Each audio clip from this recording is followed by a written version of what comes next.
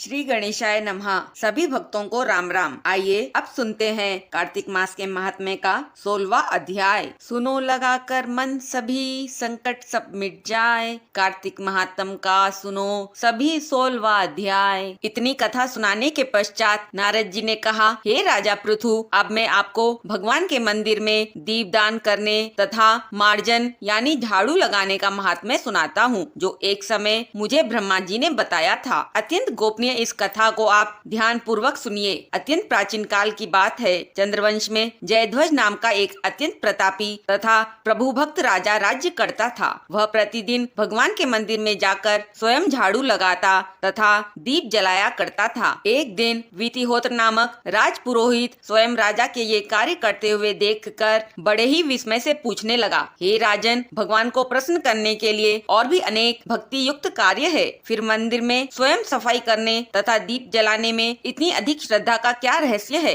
राजा ने हाथ जोड़कर अत्यंत विनम्र भाव से कहा, हे महाराज, इस संबंध में मेरे पूर्व जन्म का एक अत्यंत विस्मयकारी इतिहास है, जो भगवत कृपा से इस जन्म में भी मुझे पूरी तरह याद है। यदि आपका आदेश हो तो वह घटना मैं आपको सुनाता हूँ। अपने पूर्व जन्म की वह घटना सुनाते हुए राजा जयध्वज ने कहा, सतयुग में स्वरोचिष मनवंतर में वेद वेदांगों का जानने वाला एक ब्राह्मण था, जो अत्यंत विद्वान होते हुए भी दुष्कर्मों में लिप्त रहता था। उसके खोटे कर्मों के कारण उसके बंधु बांधवों ने उसका परित्याग कर दिया था। एक दिन भूख प्यास से अत्यंत दुखी होकर वह घूमता फिरता नर्मदा नदी के तट पर जा पहुंचा और वहीं पर उसने अपने प्राण त्याग दिए। उसकी स्त्री भी व्याभिचारिणी थी, अतएव उसके बंधुओं ने उसे भी घर से निकाल दिया था। उसी के गर्भ से अत्यंत पापी मैं उत्पन्न हुआ था। उस जन्म में मेरा नाम दंड केतु था। दूसरों की स्त्रियों, वैश्याओं तथा धन के लिए मैंने गौ, पशु तथा अनेक मनुष्यों की हत्याएं की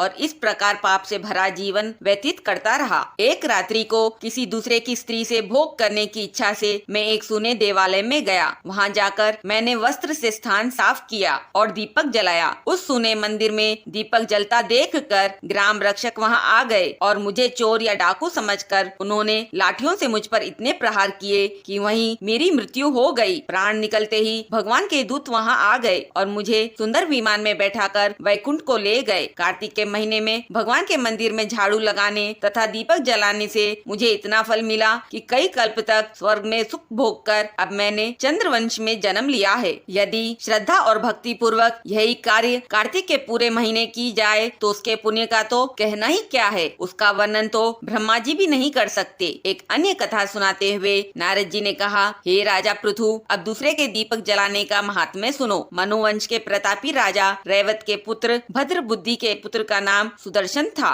नाम के अनुरूप ही सुदर्शन अत्यंत सुंदर और पराक्रमी था। भद्र बुद्धि की राजधानी नर्मदा के तट के समीप महेंद्र पर्वत पर थी। एक बार शिकार खेलने के लिए सुदर्शन अपने साथियों के साथ वन में गया। घूमते फिरते हुए उसने नदी के उस पार एक सुंदर कन्या को देखा तो अपने साथियों को वहीं छोड़कर घोड़े पर सवार होकर वो तुरंत नदी के उस पार जा पहुंचा। वहां पर उस रूपवती कन्या को देखकर सुदर्शन उस पर मोहित हो गया। कन्या भी उस अत्यंत सुंदर बलशाली वीर पुरुष को देखकर लज्जा को प्राप्त हुई। सुदर्शन ने शालीनता पूर्वक उस कन्या से उसका परिचय पूछा। तब उस कन्या ने बतलाया कि वह गौड़ राजा की पुत्री है और उसका नाम मदनालसा है। अपनी सखियों के साथ क्रीड़ा करने के लिए वह यहाँ पर आई है। इसके बाद उन दोनों ने स्वेच्छा पूर्वक गंधर्व रीति से वहीं पर अपना विवाह कर लिया और कुछ समय तक नर्मदा नदी के तट पर विहार करते रहे। फिर अपने घर पर आकर वे दोनों आनंद पूर्वक रहने लगे। कुछ समय बाद राजा भद्र बुद्धि अपने पुत्र सुदर्शन को राज्य सौंपकर स्वयं वन में चले गए। राजा बनने के बाद सुदर्शन बड़ी कुशलता पूर्वक राजकाज चलाने लगा। रानी मदनालसा सदा अपने पति को विष्णु भगवान की पूजा आराधना करने का उपदेश करती रहती थी। इस प्रकार वे दोनों ही भगवान के अनन्य भक्त बन गए। राजा सुदर्शन ने रानी की प्रेरणा से भगवान का एक स्वर्ण मंदिर बनवाया। वे दोनों ही उसमें प्रतिदिन भगवान का पूजन तथा कार्तिक मास में दीप दान किया करते थे। एक दिन रानी मंदिर में दीप जला रही थी कि उसी समय राजा ने उसे बुलाया, परंतु दीपक जलाकर आने में रानी को देर लग गई। इस पर राजा सुदर्शन ने क्रोध में आकर रानी से कहने लगा, तुम तो कहती थी कि पति ही स्त्री का देवता होता है, फिर दीपदान में इतनी देर लगाकर तुमने मेरा अनादर क्यों किया? यदि देरी का कोई और गुप्त कारण हो तो कहो। तब सती साध्वी मदनालसा अत्यंत स्नेह युक्त वचनों से बोली, हे महाराज, मैं मैं आपको दीपदान का महत्व बताती हूँ। अब आप ध्यान पूर्वक मेरे वचनों को सुनिए। अपने पिछले जन्म की कहानी सुनाते हुए रानी ने कहा, अपने पिछले जन्म में मैं एक चूहिया थी। गोदावरी के तट पर एक मंदिर में मैं रहती थी। एक दिन भगवान के मंदिर में रात्रि को जलता हुआ दीपक बत्ती छोटी होने के कारण बुझने लगा। मैंने घी खाने के लोभ से बत्ती मुंह से पकड़कर उठाया। मेरे ऐसा करने से दीपक की लो तेज हो गई, परंतु साथ ही मेरा मुंह भी जल गया। इससे मेरी मृत्यु हो गई, क्योंकि रात के समय भगवान का दीपक प्रज्वलित करते हुए मेरी मृत्यु हुई थी। इस कारण मैंने ऐसा सुंदर रूप पाया और आपकी रानी बनी। यदि कोई श्रद्धा पूर्वक भगवान के मंदिर में दीप दान करता है तो उसके फल का तो कहना ही क्या है। अपनी रानी के मुख से यह वचन सुनकर राजा सुदर्शन ने आजीवन कार्तिक मास का व्रत करके भगवान के मंदिर में दीप दान किया और अंत में वैकुंठ को प्राप्त हुआ। इस प्रकार कार्तिक महात्म्य का 16वां अध्याय पूर्ण हुआ। ओम नमो भगवते वासुदेवाय नमः।